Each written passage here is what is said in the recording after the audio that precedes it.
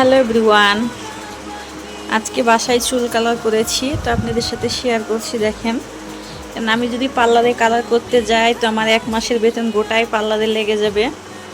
তো আমি বাসাতেই চেষ্টা করেছি, দেখি কেমন হয় কালারটা। কি প্রবাসে যদি চুল কালার পার্লারে করতে যাই তো আমার পুরা মাসের বেতন ওই পার্লারই নিয়ে নেবে। আমি বাসাতেই চেষ্টা করেছি, এখন দেখা যাক কালারটা কেমন হবে। এই তো আমি শ্যাম্পু করার পরে চুলটা একটু শুকিয়ে নিব, তারপরে দেখব আল্লাহ কেমন হয়েছে।